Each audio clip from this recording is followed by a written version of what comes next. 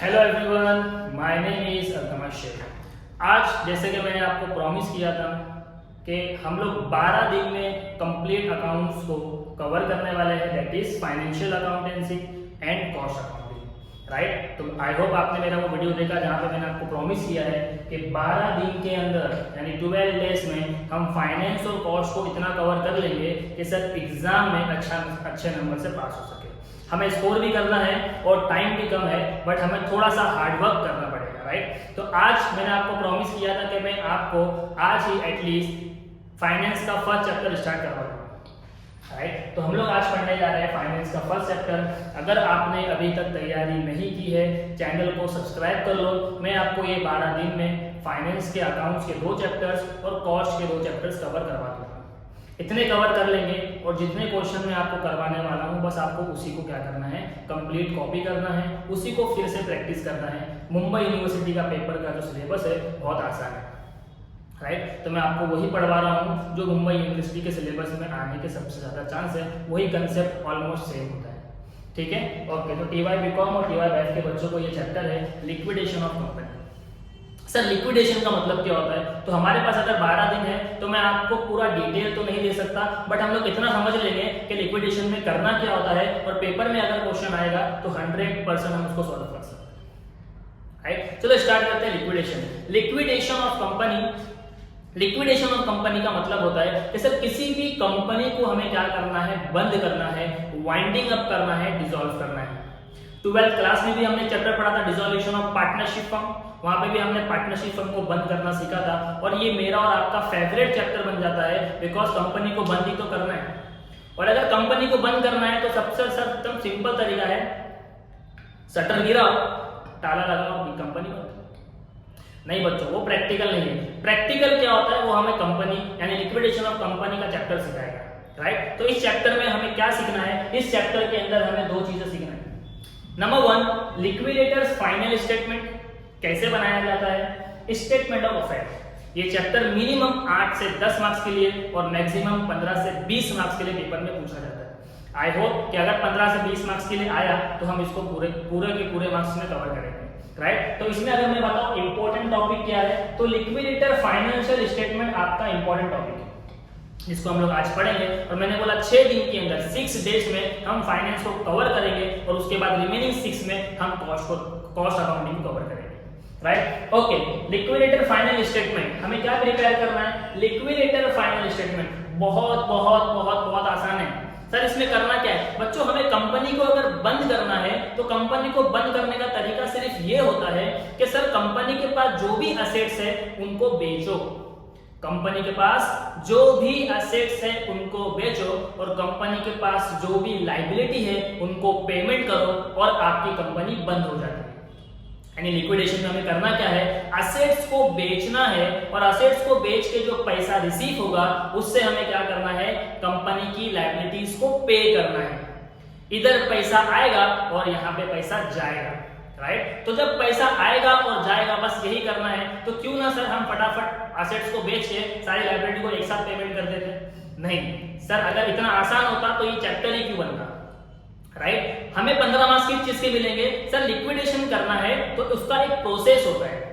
Assets को बेचना तो है, असेट्स को बेच के जो पैसा आएगा हमें उससे लायबिलिटी को चुकाना भी है, लेकिन लायबिलिटी के एक ऑर्डर ऑफ पेमेंट है कि सपोज करो असेट्स को बेच के अगर आपके पास 1 लाख रुपया आता है तो उस 1 लाख में सबसे पहला पेमेंट किसको जाएगा, उसके बाद सेकंड पेमेंट किसको जाएगा, इसका ऑर्डर ऑफ पेमेंट है।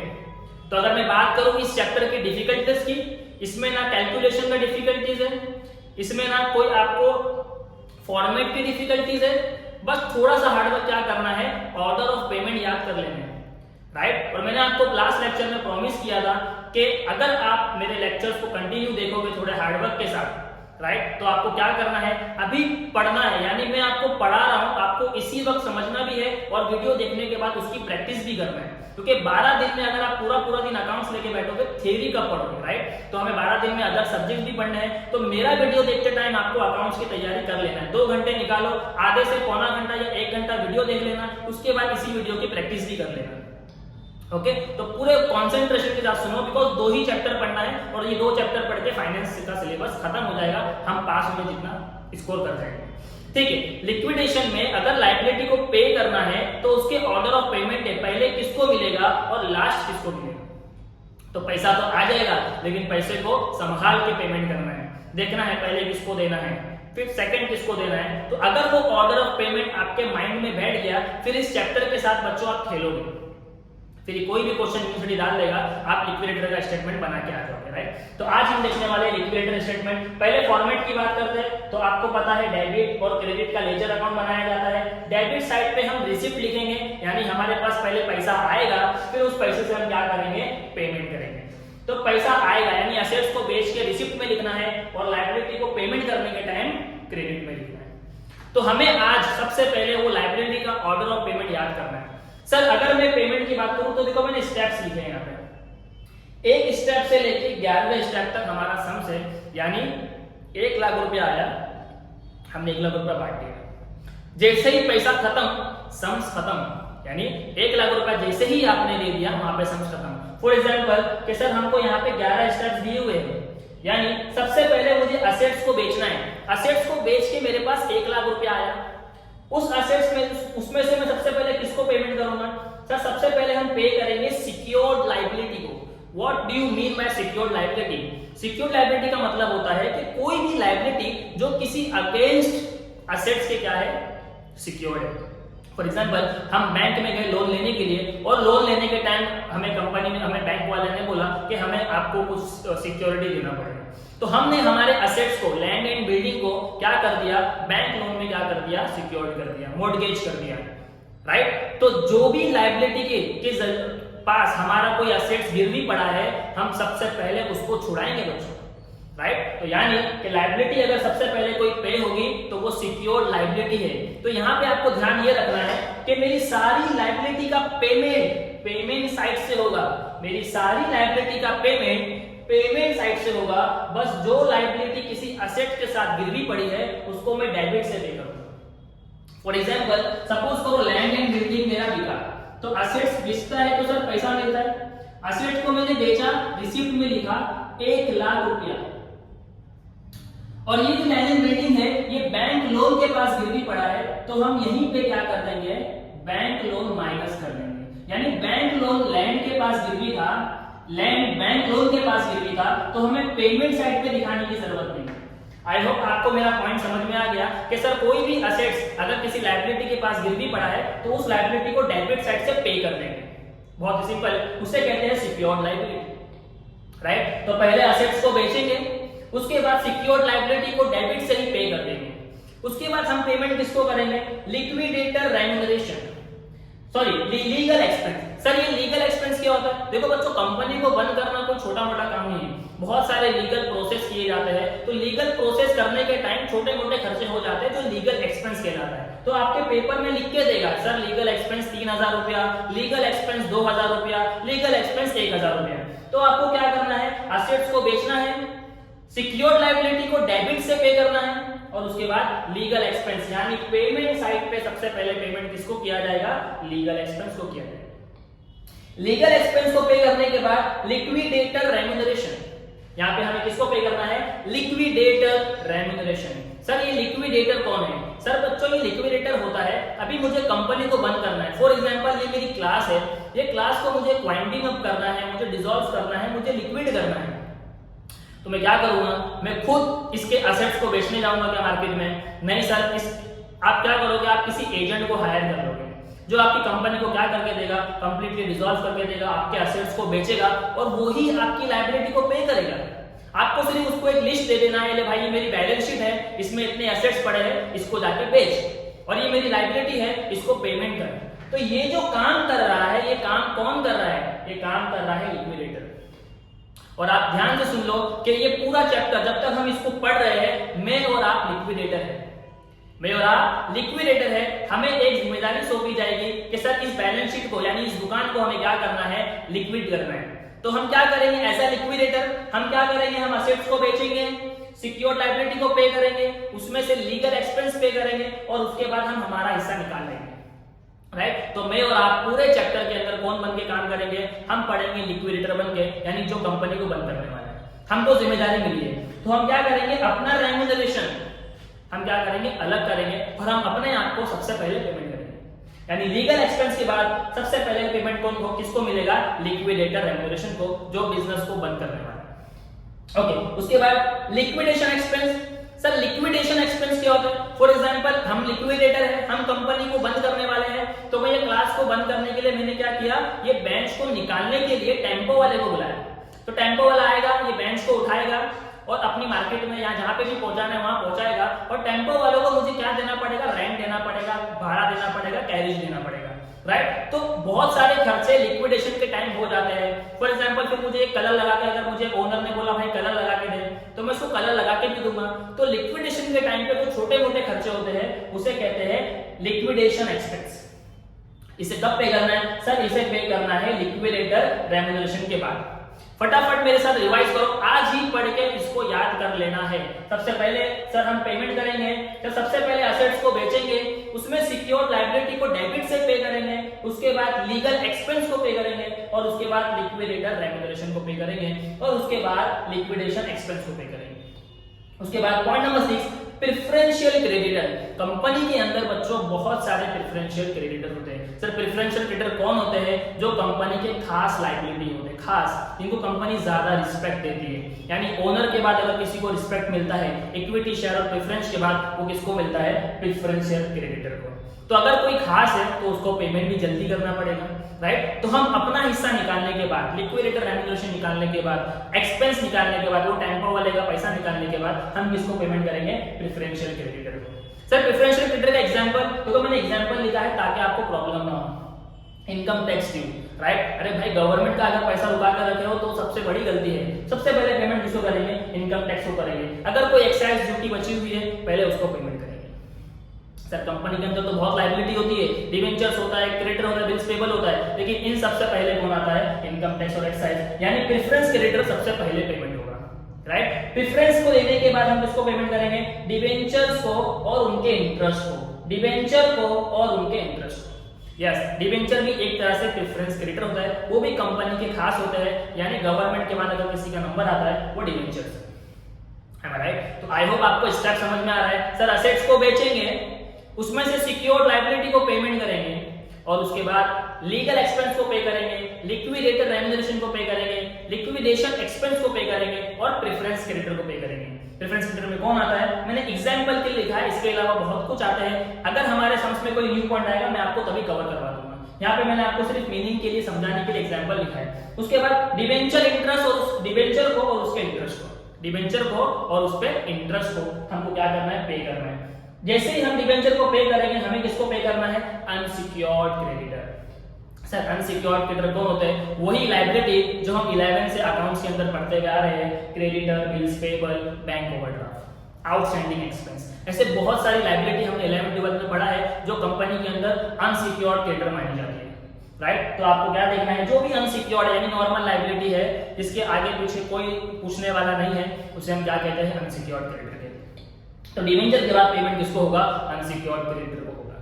उसके बाद आपको क्या देखना है? Arrear of preference dividend, right. आपको एडजस्टमेंट के अंदर कभी कभी क्वेश्चन बोलेगा कि भाई डिविडेंड को 2 साल का 3 साल का डिविडेंड देना बाकी है।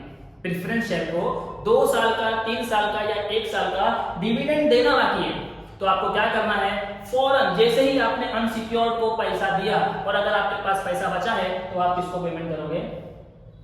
डिविडेंड्स, प्रेफरेंस के डिविडेंड्स को, अरियर ऑफ प्रेफरेंस डिविडेंड्स को पेमेंट करोगे, राइट। उसके बाद आप क्या करोगे? Preferential share holder. देखो मैं और आप कौन है? लिक्विडेटर।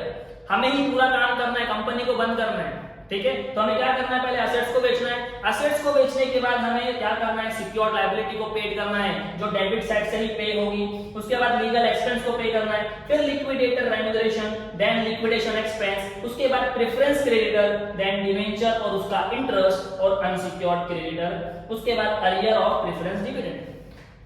अब कौन बचा? सर कंपनी की पूरी कंपनी की लायबिलिटी खत्म हो चुकी है। अब 2 लोग बचे हैं, that is preference share holder, equity share holder.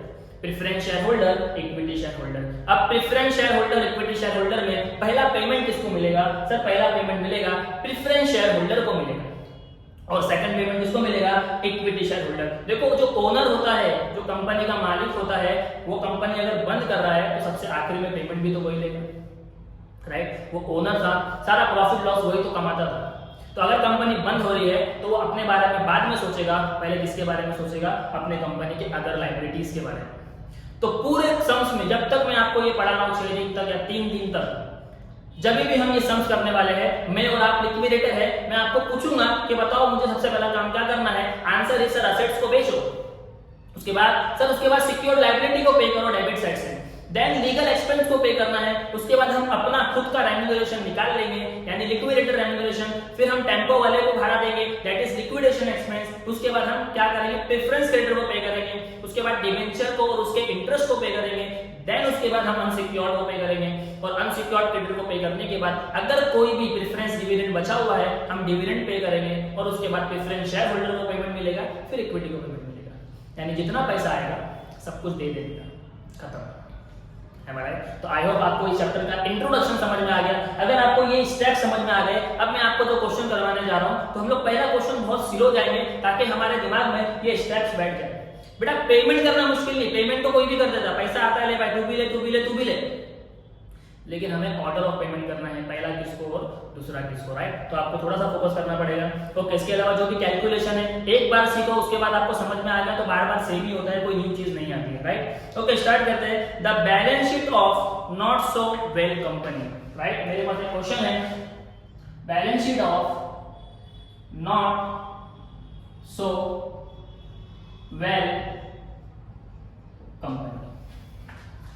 Okay क्या बोला है? देखो बैलेंस शीट दी हुई है कंपनी की 31 दिसंबर 2017 की, राइट। हमारा जो स्टेटमेंट है वो बन रहा है 31 दिसंबर 2017 को, लिक्विडेटर फाइनल स्टेटमेंट। देखो बैलेंस शीट का मतलब वो एक दुकान है, उस दुकान के अंदर देखो एक तरफ असेट्स है और दूसरी तरफ लायबिलिटी है। सर असेट्स को तो हम बेचेंगे, लायबिलिटी को पेमेंट करेंगे, राइट। ओके देखते हैं हमारे पास कौन कौन से असेट्स है। Land and building, other fix assets, stock, debtor, profit and loss. Profit and loss कोई असेट्स नहीं होता है। हमारे पास टोटल 4 असेट्स है, land and building, other fix assets, stock and debtor. हम इन्हीं को बेचेंगे। लायबिलिटी साइड पे आ जाओ। शेयर कैपिटल दिया हुआ है, preference share capital, equity share capital, bank loan, 8% debenture, interest outstanding on debenture, creditor. देखो ये नाम सुनते ही आपके दिमाग में ऑर्डर ऑफ पेमेंट बनना चाहिए, बट हमारा पहला सम है तो हमें इतना याद नहीं रहेगा। हम सिर्फ क्वेश्चन को अभी रीड कर रहे हैं, हमें करना कौन से स्टेप्स में ये हमने लिख के रखा है, तो सिर्फ क्वेश्चन को अभी रीड करना है, कोई मार्किंग करने की जरूरत नहीं है। The company went into liquidation on that date, prepare the liquidator statement of account after taking into account the following. Company को बोल रहा है कि भाई क्या बनाओ? लिक्विडेटर स्टेटमेंट बनाओ, यानी हमारी बात कर रहा है कि हमने जो काम किया है वो बताओ, हमने क्या किया है। हमने बोला हम लिक्विडेटर है, तो हम क्या करने वाले हैं? असेट्स को बेच के पैसा कमाएंगे, रिसीप्ट और पेमेंट करेंगे लायबिलिटी को। तो हमने जो किया हमें वो बनाना है, इसको बोलते हैं liquidator statement. Okay liquidation expense and liquidator remuneration amounted to ₹3,000 and 10,000 respectively, right. देखो उसने क्या बोला? सर ये लिक्विडेशन एक्सपेंस कहां गया? लिक्विडेशन। लीगल एक्सपेंस और लिक्विडेशन एक्सपेंस में फर्क है। हमको क्या बोला है? लिक्विडेशन एक्सपेंस कितना दिया है? 3,000, और लिक्विडेटर रेम्यूनरेशन कितना दिया है? 10,000। बस पेमेंट करना है लाइन से, कोई टेंशन लेने वाली बात नहीं है। Bank loan was secured by pledge of stock, very important, फिर से रीड कर रहा हूं। Bank loan was secured by pledge of stock. भाई बैंक लोन दिया हुआ है जो स्टॉक के साथ प्लेज है, यानी किसकी बात कर रहा है? Secured liability. किसकी बात कर रहा है? Secured liability. तो जब हम स्टॉक को बेचेंगे उसी में से किसको पेमेंट करेंगे? बैंक लोन को पेमेंट करेंगे। Very good. पॉइंट नंबर 3 पे आ जाओ। Debenture and interest thereon are secured by floating charges on all the assets. भाई डिबेंचर को और इसके इंटरेस्ट को पे करना है, इससे ज्यादा कुछ समझने की जरूरत नहीं है। क्या बोला? Debenture and interest thereon are secured by floating charges on all assets. आपको सिर्फ क्या करना है? असेट्स को बेच के डिबेंचर को और उसके इंटरेस्ट को पे करना है। कहां पे करना है? देखो इसका नंबर यहां पर आएगा, 7वें नंबर पे उसका पेमेंट आने वाला है। Point number 4, fixed assets were released at book value and current assets at 80% of book value। फिर से हमने असेट्स को बेचा, जितने भी फिक्स असेट्स है, देखो असेट्स के अंदर 2 फिक्स असेट है, एक है लैंड एंड बिल्डिंग और दूसरा है अदर फिक्स असेट। इनको हमने बुक वैल्यू पे बेचा। बुक वैल्यू मतलब बैलेंस शीट वैल्यू, जो ऊपर दिया हुआ है वही अमाउंट हमको मिला है। लेकिन जो करंट असेट्स है, स्टॉक, डेटर, उसे हमने 80% बुक वैल्यू पे बेचा है। राइट, यहाँ पे आपका क्वेश्चन कंप्लीट हो गया। अब हमने सिर्फ क्वेश्चन को रीड किया है और हमको याद है सब कुछ लायबिलिटीज है, लिक्विडेटेड रेम्यूनरेशन भी है, एक्सपेंस भी है, स्टॉक को हमने प्लेस किया हुआ है बैंक लोन के साथ। आपको क्वेश्चन पढ़ते ही दिमाग में बैठ जाना चाहिए। तो हम इतने सम्स करेंगे कि वो दिमाग में बैठ जाएगा। पहले सम्स में एकदम एक्स्ट्रा सोचने की जरूरत, अभी सिर्फ समझो। एक बार समझ में आ गया ना, इसके बाद के आप 9 सम, 8 सम, 10 सम कितने भी आप खुद से कर सकते हैं। ठीक है, तो मैं आपको बताऊं आपको कितने करना है, जितने मैं करवा रहा हूँ फिलहाल आपको उतने ही करने हैं। 12 दिन में हम 50-60 सम सॉल्व नहीं कर सकते। ओके, ठीक है सर, स्टार्ट करते हैं। तो हमने क्वेश्चन तो पढ़ा, बट हमारे पास हमारा रेडीमेड स्टेप है। हम सबसे पहले क्या करेंगे, असेट्स को रिलीज करेंगे। राइट, तो हमको क्या करना है, सबसे पहले असेट्स को बेचना है। तो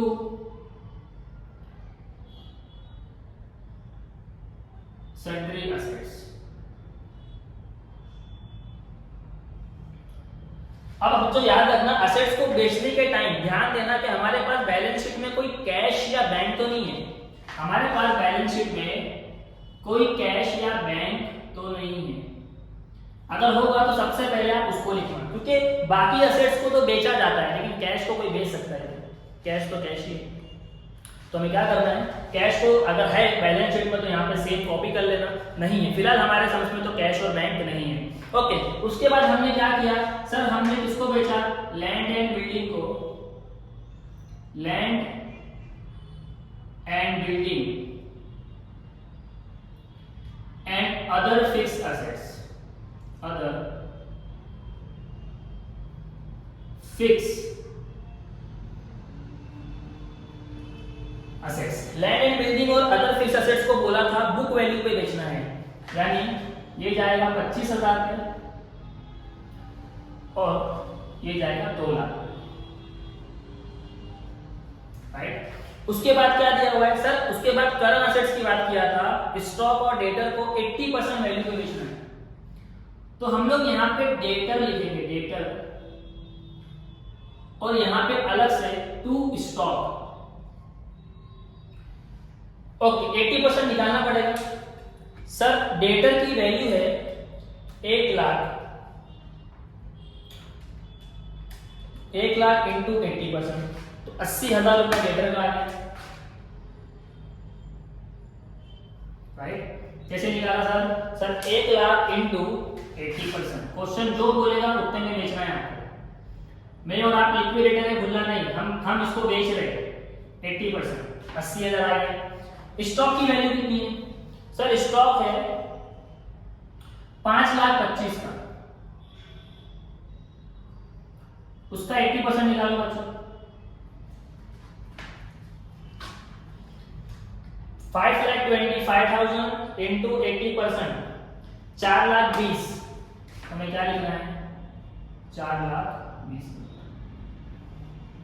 अब हम इसमें से क्या करेंगे सर, स्टॉक के साथ गिरवी कौन पड़ा हुआ है, यानी स्टॉक किसके पास गिरवी है, बैंक लोन के पास, यानी हमारा सेकंड स्टेप। असेट्स को बेचो, वो असेट्स जो गिरवी है उसको हम नीचे लिखेंगे बिकॉज असेट में से माइनस करना है। ओके, बैंक लोन कितना है सर, बैंक लोन दिया हुआ है 4 लाख रुपए। तो बताओ मुझे पेमेंट कर सकते हैं क्या, हाँ सर 4,20,000 है अपने पास। राइट, तो हमारे पास 4,20,000 में से 4 लाख देने के बाद कितना बचा सर, हमारे पास बचा 20,000 रुपए। राइट, अब हम करेंगे हमारे बाकी लायबिलिटी को पेमेंट। राइट, तो उसको करने से पहले ये बहुत प्रैक्टिकल करना है आपको बच्चों, प्रैक्टिकल होकर सोचो कि हाँ सर असेट्स को बेचा, उसके बाद स्टॉक का जो गिरवी पड़ा हुआ है उसका पेमेंट किया, 20,000 रुपए अपने पास बचे। अभी हम क्या करेंगे, हम सबसे पहले यहाँ पे एक वर्किंग करेंगे, वर्किंग ये आपको हर सम्स में करना है जिससे आपको बहुत फायदा मिलेगा। ये वर्किंग सबको करना है। ओके, कोई भी डायरेक्ट करने का ट्राई ना करना। ओके, सबसे पहले वर्किंग में हमें क्या लिखना है, कैश अवेलेबल, कैश अवेलेबल। मुझे बताओ बच्चों कैश अवेलेबल कितना है हमारे पास सर, ये 25, 2 लाख और 80,000, 25,000, 2 लाख और 80,000, 20,000। हमारे पास टोटल पैसा कितना है बच्चों, 3,25,000 पेमेंट करना है। हम पेमेंट करने के टाइम पहले चेक करेंगे ना कितना पैसा है। मालूम पड़ा लिक्विडेटर क्रेडिटर जो दिया हुआ है वही 3 लाख 5 लाख का है, तो इनको पेमेंट मिलेगा क्या? नहीं। तो हमें जब पेमेंट करने का मौका मिल रहा है तो हम क्या करेंगे, सबसे पहले क्या करेंगे, हमारे पास देखेंगे कितना कैश पड़ा हुआ है। अब बिंदास उठाओ, एक एक लायबिलिटी को पेमेंट करो। ओके, तो पेमेंट ऑफ ऑर्डर में हमने क्या किया, असेट्स को रिलीज किया, सिक्योर्ड लायबिलिटी को पे कर दिया डेबिट साइड से। अब लीगल एक्सपेंस, देखो बच्चों पूरा क्वेश्चन हमने पढ़ा, कहीं पे भी लीगल एक्सपेंस नहीं दिया हुआ है, तो लीगल एक्सपेंस हमारे पास है ही नहीं। लिक्विडेटर रेम्यूनरेशन है क्या? हाँ सर, लिक्विडेटर रेम्यूनरेशन दिया हुआ है 10,000 रुपए। तो हम क्या करेंगे, सबसे पहला पेमेंट करेंगे by liquidator remuneration, liquidator remuneration 10,000 रुपए। कितना आसान था, क्या सेट्स को बेचो और सीक्वेंस में पेमेंट करना है बस। ओके, रेम्यूनरेशन पे हो गया। लिक्विडेशन एक्सपेंस, क्या हमारे समझ में लिक्विडेशन एक्सपेंस है? हाँ सर, लिक्विडेशन एक्सपेंस दिया हुआ है 3,000 का, तो उसके बाद पेमेंट किसको करेंगे, लिक्विडेशन एक्सपेंस बाय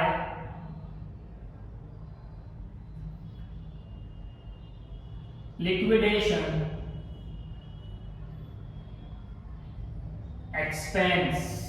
कितना है बच्चों, 3,000 रुपए का।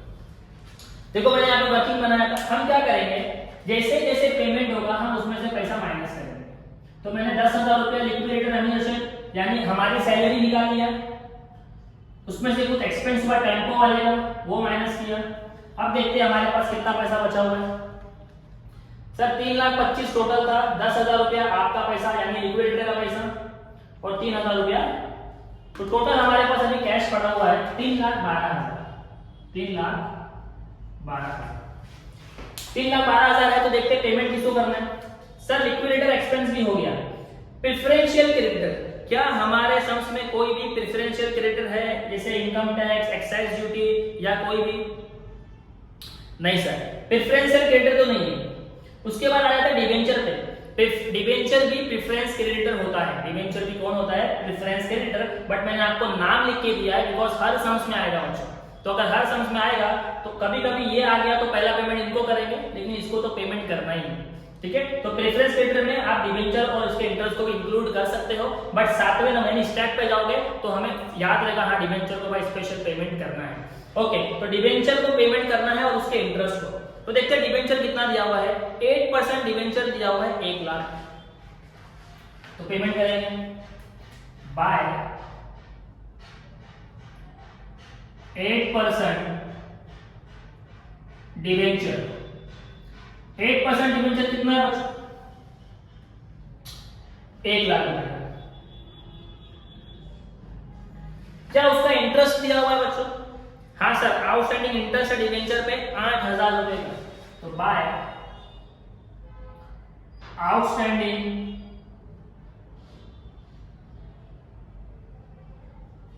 इंटरेस्ट ऑन डिवेंचर कितना है, 8,000, राइट। ओके सर, डिवेंचर के इंटरेस्ट को भी पे कर दिया और डिवेंचर को भी पे किया, उसके इंटरेस्ट को भी। अब अनसिक्योर्ड क्रेडिटर पे आते हैं। अनसिक्योर्ड क्रेडिटर में कौन आता है, क्रेडिटर बिल्स पेबल। ऐसा कोई ऊपर है क्या? हाँ सर, एक क्रेडिटर पड़ा हुआ है बेचारा मासूम सा, जिसको हमें कितना देना है, 2 लाख रुपया। चलो चेक करते हैं बैलेंस है क्या।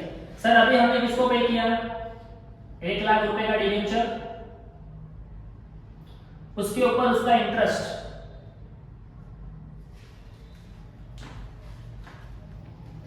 3,12,000 माइनस 1 लाख माइनस 8,000। अभी हमारे पास बैलेंस है बच्चों 2,04,000 रुपये। और हमने किसको पे किया, सर हमने अनसिक्योर्ड क्रेडिटर को पे कर दिया। इसके बाद किसको देखते हैं, अरियर ऑफ प्रेफरेंस डिविडेंड। पूरे क्वेश्चन में डिविडेंड के बारे में कुछ नहीं बोला है। आपको हमेशा एडजस्टमेंट में बोलेगा कि भाई डिविडेंड 2 साल का 1 साल का बाकी है, नहीं बोला है तो ये लायबिलिटी हमारे पास फिलहाल नहीं है। उसके बाद प्रेफरेंस शेयर होल्डर। अच्छा ऊपर बैलेंस शीट में जाओ, क्या प्रेफरेंस शेयर दिया हुआ है? हाँ सर, प्रेफरेंस शेयर दिया हुआ है। कितना दिया हुआ है, 80,000। क्या मैं 80,000 दे सकता हूँ? सर आराम से ले सकते हो। सो बाय।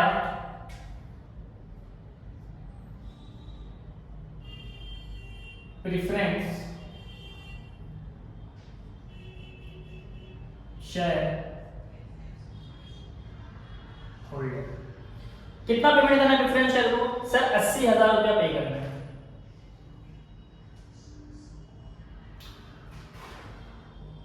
ओके बच्चों, यहां पे थोड़ा सा ध्यान देना। हमें किसको पेमेंट करना था? हमें अनसिक्योर्ड क्रेडिटर को पेमेंट करना था, और उसका प्राइस कितना है क्रेडिटर का? सर क्रेडिटर दिया हुआ है 2 लाख का, तो हमने उसको रीड तो किया था, हमसे गलती ये हो गई, लेकिन हमने उसको पेमेंट नहीं किया। तो क्रेडिटर को पेमेंट करोगे तब आगे बढ़ना है। सर 2 लाख का पेमेंट करना है, राइट? हमसे गलती क्या हो गई, हमने इसको रीड किया और मार्क कर दिया कि सम्स हो गया, ठीक है? तो वो गलती हमको क्या करना है, ध्यान में रखना है कि सर पेमेंट करे बगैर आगे नहीं जाना। तो क्रेडिटर को पेमेंट करना था, देखो 2 लाख रुपए का, हमने उसको पेमेंट भी कर दिया 2 लाख का। अब हमें यहाँ से पहले माइनस करना है, देखना है कितना बचा, लेस 2 लाख, कितना बचा बच्चों? 4,000। अब हमने क्रेडिटर को पेमेंट किया। अब किसकी बात आएगी? डिविडेंड की। सर डिविडेंड सम्स में नहीं है। उसके बाद preference share holder, preference share को कितना देना है? 80,000। आ जाओ यहाँ पे, पेमेंट करेंगे। बाय। प्रेफरेंस शेयर होल्डर देना है 80,000, बट हमारे पास है कितना बच्चों? सर हमारे पास तो सिर्फ 4,000 रुपए, तो जितना है उतना देंगे, लेस 4,000, बैलेंस आया नील। लिक्विडेशन में पैसा खत्म, सम्स खत्म। मैंने आपको पहले बोला कि हमको एक जिम्मेदारी मिली है कि भाई असेट्स को बेच और हमारी ये लायबिलिटी को पे कर। तो असेट्स को बेच के जितना पैसा हमारे पास आएगा, हम उतनी ही तो लायबिलिटी चुका सकते हैं, राइट? तो आपको सिर्फ क्या करना है भाई, पैसा निकालो। सबसे पहले कैश चेक करो कितना है, कैश यहां से मिल जाएगा आपको। सर कैश का टोटल 3,25,000 का। कैश कितना का था बच्चों? 3,25,000 रुपए का। 3,25,000 रुपया देना था, तो 3,25,000 मैंने दिया। मैं इक्विटी तक पहुंचा ही नहीं, मतलब इक्विटी बेचारा अभी कैसा है, खाली है, उसको पैसा नहीं मिला। अभी ओनर है, बसता तो उसी को देते, बट अनफॉर्चुनेटली हमारे पास पैसा नहीं मिला। आई होप आपको ये वीडियो पसंद आया होगा, आपको समझ में आया होगा कि लिक्विडेशन बहुत आसान चैप्टर है। 12 दिन में हम जो कुछ भी पढ़ेंगे, मैं आपको सब आसान ही पढ़ाने वाला हूं, और आसान के साथ वो इंपॉर्टेंट भी होगा, और आप उसको पेपर में 100% सॉल्व कर सकते हो। अगर आपको वीडियो पसंद आया है तो प्लीज वीडियो को लाइक करो, शेयर करो और सब्सक्राइब करो। जितने भी बच्चे टीवा बीकॉम का पेपर देने वाले हैं, अकाउंट्स का शायद पहला पेपर है, मुझे टाइम टेबल अच्छे से याद नहीं है, तो उससे पहले हमें क्या करना है, अकाउंट्स और कॉस्ट की तैयारी कर लेना है। इसके अलावा थियरी और टेक्स्ट को आपको सेल्फ स्टडी करना है। मेरे पास इतना टाइम नहीं है कि मैं उसके इंपॉर्टेंस निकालूं और टेक्स्ट के इंपॉर्टेंट निकाल के आपको दे सकूं। मैं सिर्फ अभी फिलहाल चाहता हूं कि फाइनेंस और कॉस्ट किसी तरह मैं 100% आपको क्या करके दूं, कंप्लीट करके दूं, जिससे आप 100% स्कोर कर सको। 100% स्कोर तो नहीं, लेकिन 100% पास हो सकते हो। Thank you so much for today, और सेफ रहो। एग्जाम से पहले सिर्फ पढ़ाई करो, 12 दिन की बात है। उसके बाद आपको जो करना है वो आपकी मर्जी है, लेकिन अभी ग्रेजुएशन हो जाएगा आपका। वो काला कोट जो 3 इडियट में हमारे आमिर खान ने पहना था, और हमने वो पिक्चर में देखा था, मैंने भी शायद उसी पिक्चर में देख के थोड़ा फील लिया था।